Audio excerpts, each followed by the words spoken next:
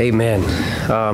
This evening I don't really have a typical message, but before I show the slideshow with you, I just want to share with you all the places that I was blessed to be able to see.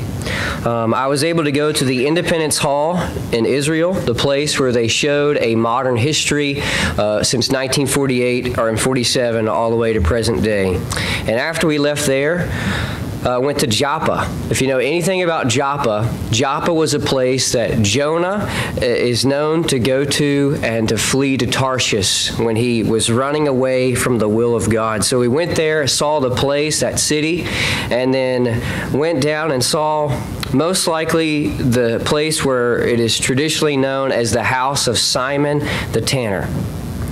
On the next day, we went to Caesarea. And in Caesarea, we got to see a theater. And this theater is where Paul the Apostle preached sermons in the book of Acts and ministered in this place. And one thing that I learned on this trip is that there's a difference between Caesarea and Caesarea Philippi. Some of these things ought to have been no-brainers, but my mind doesn't always work that way. So that was one of the things I learned on this trip. Also, while we were there at Caesarea, we saw one of Herod's palaces that he built on top of the Mediterranean Sea. He had a pool there, had a prison there where Paul the Apostle was imprisoned. And outside of this palace, right along the beach shore, there was a racetrack where they would take chariots and race around. So we got to see that. On the second day, we also went to Mount Carmel. If you know anything about the Old Testament, that's where the prophet Elijah went up to Mount Carmel and faced the 450 prophets of Baal. And many of these places I'm sharing with you right now is going to be on the slideshow here, just trying to give you an idea before we get into it. Went to Megiddo. Some of you might be familiar with that term, but some of you might be familiar with another term called Armageddon. So I went to the place where we study in the book of Revelation and some other passages of Scripture, Ezekiel, where we believe the final battle will occur, and I stood right there in the place. On the third day, we went to the Migdal Synagogue, and this was a synagogue in the area of Galilee, and we have every reason to believe that Jesus Christ actually went there and taught. Went to the Tel Dan Nature Reserve, and in the middle of Israel, it's like walking through the jungle. So you'll see the pictures. Then in that same area, we went and saw a worship place, not a synagogue, but a pagan worship building that was erected in the north of Dan, where they worship false gods. Also, we observed the Abraham's Gate, the oldest known arched gate in the world that's still in existence. Then the same day we went to the temple of Pan, and you're going to see a big cave at this temple in the picture, and we are told that this is the place that Jesus Christ referred to when he said, "The gates of hell shall not prevail against the church." On day 4, we went to the Mount of Beatitudes, and right here on this mountain, we believe that Jesus was there and gave his sermon on the Mount. And while I'm walking, I have the Beatitudes that are going to be shown. You'll get to see that. The same area, we went to see we talk about the Last Supper, but the guide who is an Israelite talked about the Last Breakfast. And there on the Sea of Galilee, Jesus cooked fish for the disciples. In John chapter 21, we went to that place. So we went to see St. Peter's home in Capernaum and visited an old synagogue, which Jesus Christ more than likely preached and ministered into. And then we went along the Sea of Galilee and also went to the Jordan River. And this is the location where they have baptism. So if you want to get baptized, I thought it was very weird that they charge you $10 to get baptized in the Jordan River. Anyway, somebody can make money, they're going to do it. On the 5th day, we went to Gideon's Cave, Judges chapter 7. This was probably one of my favorite spots. I read Judges chapter 7 a whole bunch, and seeing Gideon, God brought down his army to 300 men. There we saw the water. And it's actually located in a campground right now where some of the people go and they vacation. But it's really neat because off in the distance you can see the mountain where we believe in Judges chapter 7, Gideon took his men and they surrounded the area on top of the mountain and blew the trumpets. Also, we went to see, okay, you have two locations on the Jordan River. You have one location where they want you to get baptized if you want to get baptized. Then we went to the location where Jesus Christ was actually baptized. This location is a little muddier in the water, and on the other side of the Jordan is the country of Jordan. So you get to see that in the picture. Day 5, we also went to Bethlehem and saw the birthplace, where it is traditionally known to be the birthplace, and also the shepherd's field. Also, one interesting thing to note is in a lot of these places, they're inside Catholic churches. So that was a little let down on my end, since I am in no way, shape, or form a part of Roman Catholicism. But so basically, Roman Catholicism, they came in, they built churches, and they, whether or not this was the exact location of some of these places, such as the birthplace of Christ, they just said, right here, we're going to say it was the birthplace of Christ. So you'll see the picture. And then we also went to the Mount of Olives. And what's very interesting is on the Mount of Olives, it's a cemetery. It's a Jewish cemetery. And so in the Old Testament, you know, they believed in a resurrection, so they built cemetery graves there to where in the day of resurrection, it would be just to be a little bit easier for the people to get up out of the grave, be reunited with their bodies, and go up into heaven. On day 6, we went to Qumran. Some of you might not be familiar with that, but it's the place where the Dead Sea Scrolls were discovered.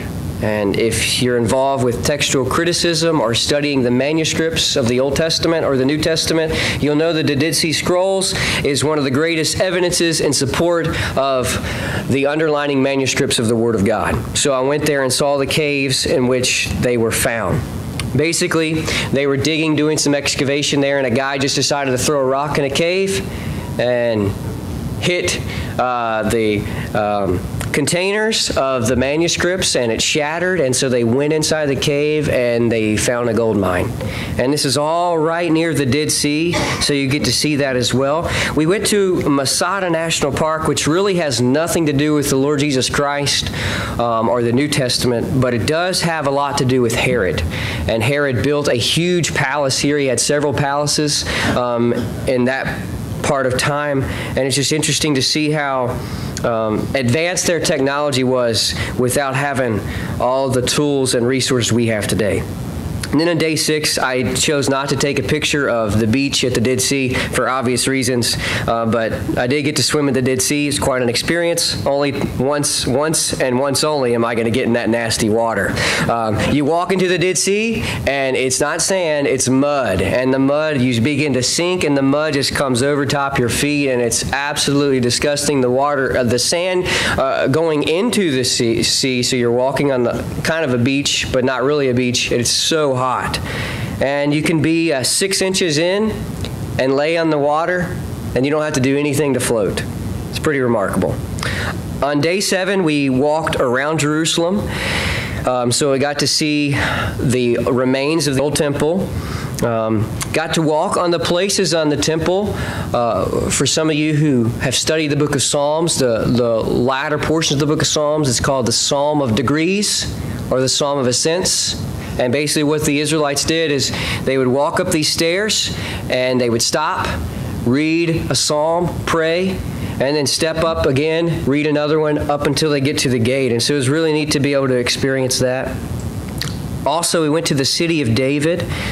We went to the place of the room of the Last Supper. We went to see David's tomb, King David's tomb, and you're going to see that, and it's very weird to watch all the Orthodox Jews go inside there and kiss the tomb and pray there and do all the things they do. Also, we went to see, we drove right past the Valley of Gehenna. So in the New Testament, there's a few different words for the word hell, and one of those words is Gehenna, that's Jesus used, and it was referring to this valley there in Jerusalem. Then we went to the Temple Institute, and in this Temple Institute we had a tour. I did end up taking some pictures, but we weren't supposed to, so I chose not to include them in the slideshow. But I do have them on my phone and my computer if you really like to see them. But in this Temple Institute, they have basically showing you everything what a temple used to look like, how large it was, how big the altars were, everything they did in the Old Testament. Helps put things in perspective of how giant the altar was at the temple in Jerusalem. And then they just shared with us that they pretty much have everything in place except a temple. And they can reinstate the sacrifices. And if you know anything about eschatology, I'm not saying that Jesus is coming back today, but he could, but it's just saying, when you study these things, it just means that his return is very imminent. We visited the Wailing Wall in Jerusalem. You're going to get to see the pictures, and it's just really sad to see these Jewish people. They go to this wall because it's basically the closest place they can get to the Holy of Holies, because they're not allowed to go on top of the mount where the mosque is. Anyways, they go there and they pray, and they take paper and they write prayers on paper and they shove it in the cracks of the walls. So you're going to get to see it in the slides. It's just very, very sad to see. And then we also went to see the Jerusalem Museum, and in this museum they have replicas of the Dead Sea Scrolls and a lot of artifacts, and they have a small replica of the city of Jerusalem of what it was like in the days of Christ. On day 8, this was the final day of kind of touring everything. We went back to the Mount of Olives, went to the Garden of Gethsemane, and it was very neat to go there. Went to a prison cell where it is believed that Jesus Christ was placed in before he was taken to be crucified. And in this little dungeon, we read Psalm 88, and it relates to all the events in the New Testament. There are two schools of thought about where the tomb is. You have one school of thought is a Catholic school of thought, and they have this place called the Church of the Holy Sepulchre, and they believe that this is where Jesus was buried and eventually, came out of the grave.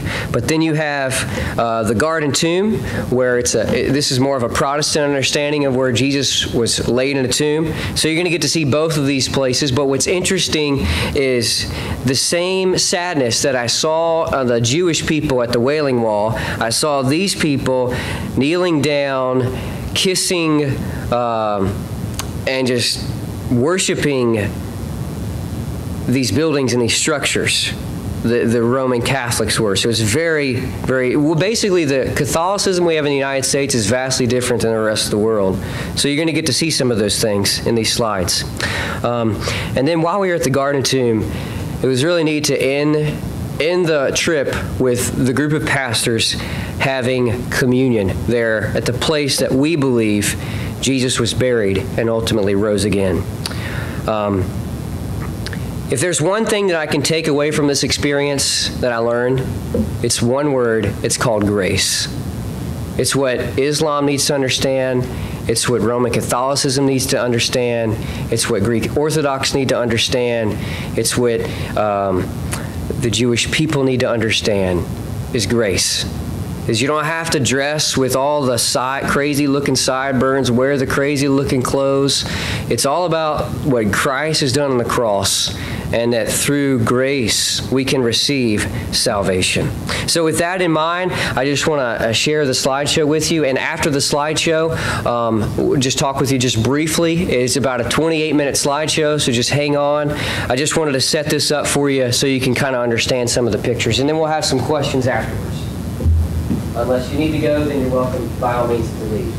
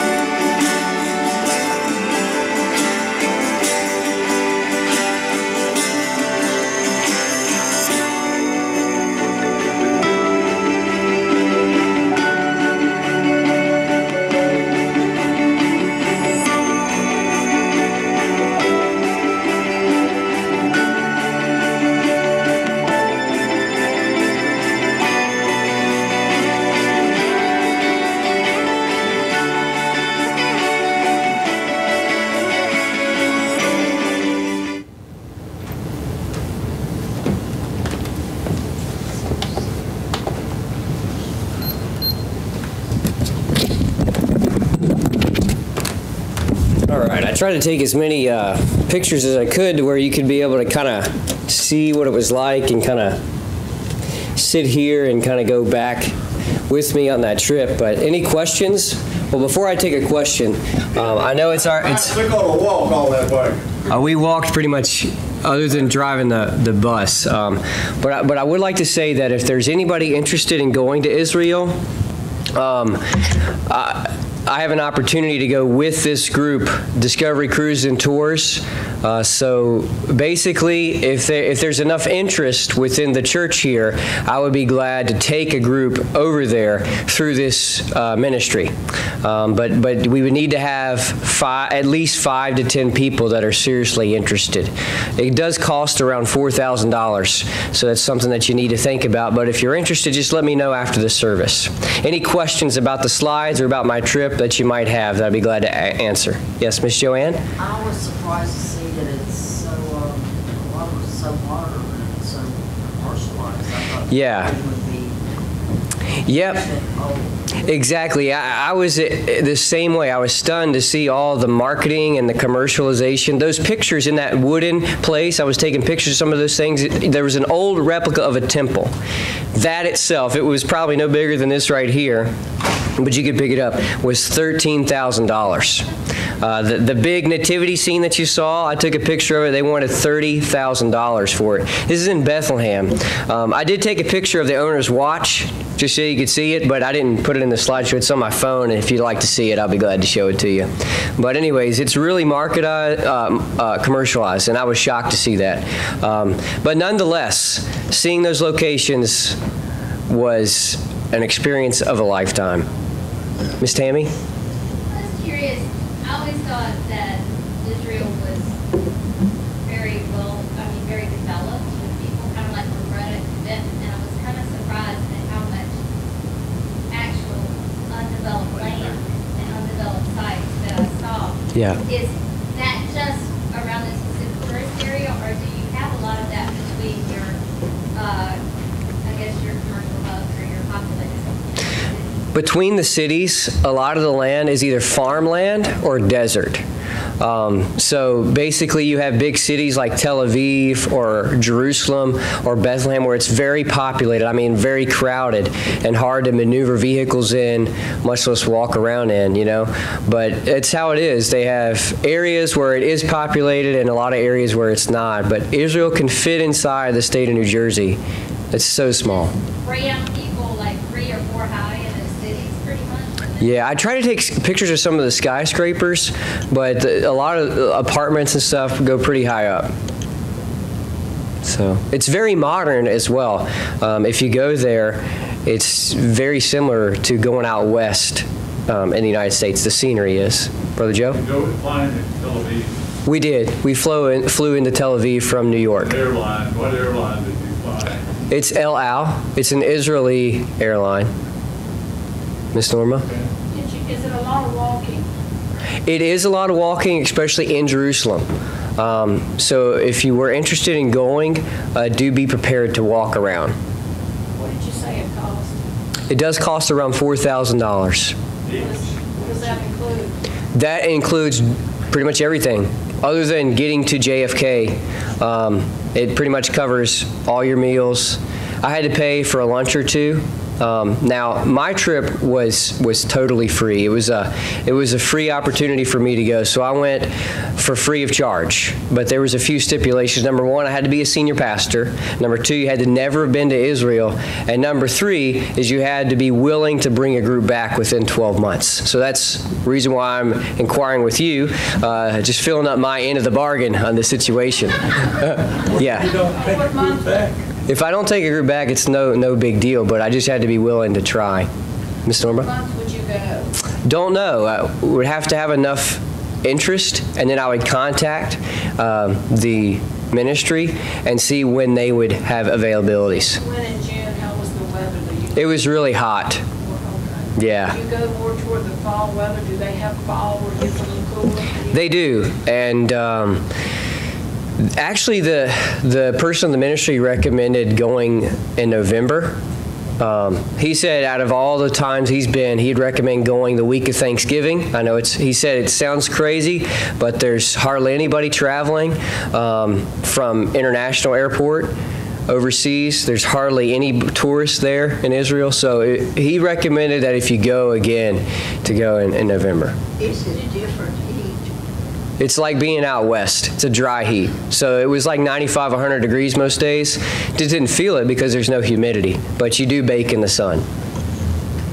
Did you feel safe? Did you ever feel threatened? Never felt threatened. I only felt threatened that people wanted me to buy their stuff on the streets. What about the food? I saw that fish. Yeah, that was, Did you really eat that? I ate portions of it. I've never ate a fish like that before. The guys around me, these are preachers from Alabama, Mississippi, Louisiana, Texas, all these places, and they took the tail off, broke it off, and said, "Hey, eat this like a chip. It's the best part." I thought they were joking, but they were actually being serious, and they ate the tail. But I ate portions of it, and I only ate it because it was a tilapia from the Sea of Galilee. The same fish, or probably the same fish that Peter got the coin out of in the New Testament. So that's the only reason why I ate portions of it. The same fish would be pretty old.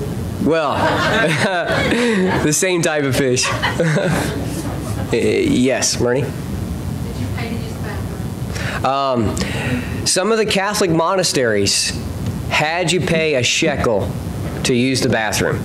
So I had to use the restroom at one of those locations, and I found out you had to pay. I said, "You can forget that. I'm not paying to use the bathroom."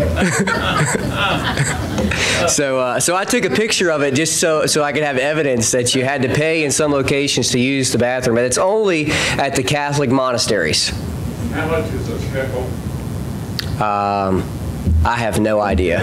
Yeah, I have no idea. I just paid cash when I use something. So American dollars there? If it's tourist friendly, you can. So I took a picture of a mall we were in. We weren't scheduled to stop there, but we chose to stop there because the first day we called it short because we just got off a flight, a 12-hour flight, and then went right into touring.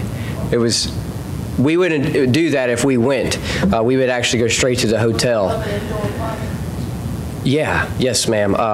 It was indoor plumbing, but yeah. Everything was really nice. The hotels, I tried to take a picture of all the hotels and some of the rooms. Very modern, very modern. They're like a 4 or 5 star hotel in the United States. If you were to give, how many are you going to have to go, 4, 5, 6?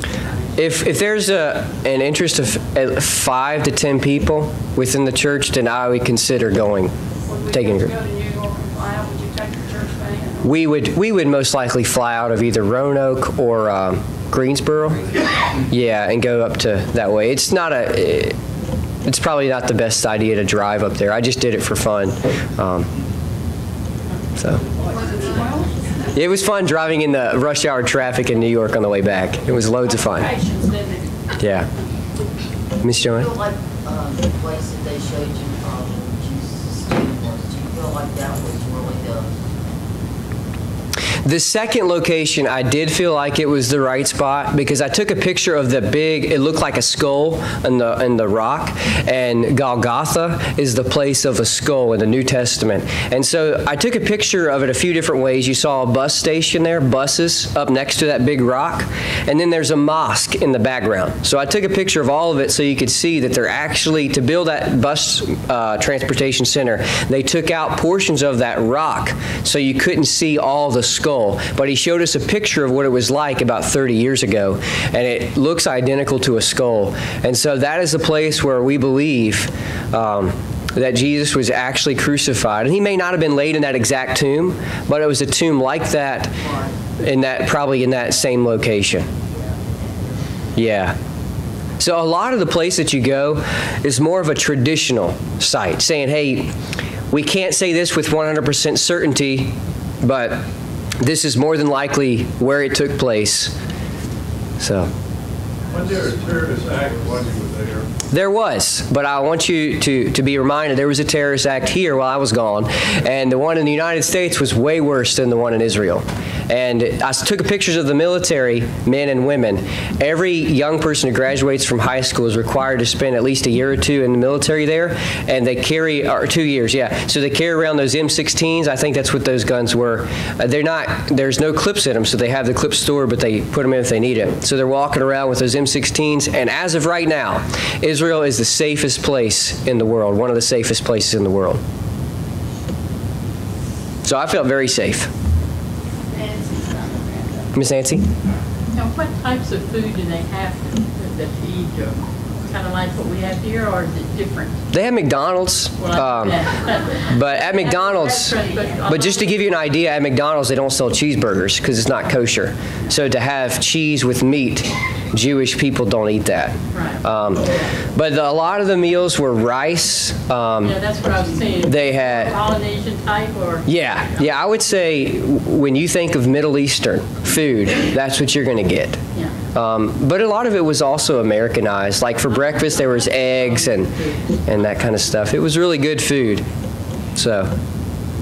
Were you on a tour bus with a tour guide that explained everything? Yeah, the tour guide that we had was a Messianic Jew, and that really helped. So he was a Christian, Jewish. A lot of steps. I saw a lot of steps. Some locations there were steps. Yeah, so. You think an old lady like me could make it? Richard won't go, but if the Lord lives and I keep my health, I'm going to go. I've always wanted to go. Well, let me say this. There's people that are older than any of us in this room that are there walking around and seeing those sights. I'll just say it like that. Miss Tammy? What was the place that you kept going down and down and down? Okay. There's one location at Megiddo where we kept going down, and there was a spring underneath there. And so that was one. And then another location that we kept going down was a place where it was like a dungeon, and that was where they believed that Jesus was placed in to wait to be crucified. And you said Megiddo, and you said in the Bible that's where. The Battle of Armageddon will be taking place. And okay. Yeah, that's It was unique to me because in all my study I had referred that it actually New Testament is the location. Yeah, and it's very interesting. I took a picture of a sign in Getty. It's just crazy to read the Old Testament, New Testament, see cities, and then to go there and actually see the same city still in existence today. And Getty was a place that David fled to go into a cave to hide from King Saul. So all those cities are real cities. Maybe not every city's been discovered in the scriptures, but a lot of them have. Any other questions? Well, Bryan, when you were walking, when you knew where Jesus was actually where you thought, did you feel like you was on holy ground? It didn't feel any holier than me standing right here. Really? Yeah, it was just one of those things that it's land just like any other land, but it's that God in His sovereignty has chosen to do some events there. It's just very unique to think that that little piece of land is the most sought-after territory in all the world. And it's... Well, you said you saw the Golden Dome. Y'all did not tour that? No, on this group we didn't go. We could go up to it. But as I shared in my sermon on Sunday, you may remember, you may not, but where that dome is the exact location where the Holy of Holies was located. Now, I will say this. Israel is divided up in 3 different sections. 33% of Israel is totally occupied and underneath Israeli control. 2/3 of Israel is occupied by Israeli and Palestinian control, and then 1/3 of Israel is occupied by only Palestinian control. And in that 1/3, they recommend that no native Israelis go into that area where it's Palestinian control. Yeah, well, it's just very dangerous for them to go in because, you know, you can feel the tension. I'm telling you, you can walk there and you can just see the tension between the Jewish people and the Arabian people, the Palestinians. We did not actually go to church. I was hoping we would to go to a Messianic church there, but we did not. So we did have a Bible study in the locations where we were, though. Any other questions? Well, if you ever get an opportunity to go, I would highly recommend it. It'd be the best few $1,000s you'd ever spend in your life. Just to go there, it's just a great experience. To be able to see the places you've studied your whole life, learned about in Sunday school, learned about as a child, memorized the scriptures, and to go and actually see it is truly remarkable. And really, words just can't describe what it's like to be there. I mean, I was with 31 other pastors, and there were so many instances where we were at a location and we just couldn't say anything because of the awe that we were in those moments. Well, I saw the clothing most had on was casual. Yeah, very casual. If you were to go with you, or you going to No, it'd be very casual. Yeah. It's really hot there, so I was wearing shorts. Except there are locations where you do have to wear pants. Some of the Catholic monasteries require you to wear pants. What about after the sun goes down? Do you need a light jacket? Does it get cold? I didn't need one. It didn't get cold to me, but they probably would recommend. They give you all that stuff. Do they have water for you to drink if you need it, like you can find? We had, at least with our group, we had free bottled water on our bus. I'm assuming it was included. Now, in our trip, it was we saw a lot more than what you would normally see. And in some of the we stayed in one place on the Sea of Galilee, so they didn't have breakfast or dinner. So we had to go to hotels to have a buffet-style breakfast and dinner. And after those meals, we actually had to tour the hotels. It's just a price you have to pay when you go for free. So anyways, we had to tour the hotels, and a lot of things. Our trip was extremely rushed and very exhausting, but a regular trip, he said, is not as exhausting and is not as rushed because of those situations. Is all the roads paved? It's roads just like America. How many hours did it take you to get there from New York? It's about a 12-hour flight. Did you fly at night so you could sleep, or? On the way over there, we did. We went through the night, but on the way back, it was all daytime. Yeah, Mom? What would be the length of time that you took a group? It would be a 10-day trip. Be a 10-day trip. Should be 8 days tour and 1 day flying? 2-day traveling. That's right. Yeah. How much money would you reckon someone need to take for tourist gifts or what? I took $200 in cash and I came back with a lot. So it's just all about what you want to do. So I was informed that if you start buying gifts early on, it's extremely expensive, but the closer you get to Jerusalem, then it's when you get your better deals. So I really got some good deals. I'm not even going to lie. Did you bring back souvenirs for your family? Is that the good? I did. I got some gifts for my parents. When y'all took the communion, was it out of the olive tree, the little cups?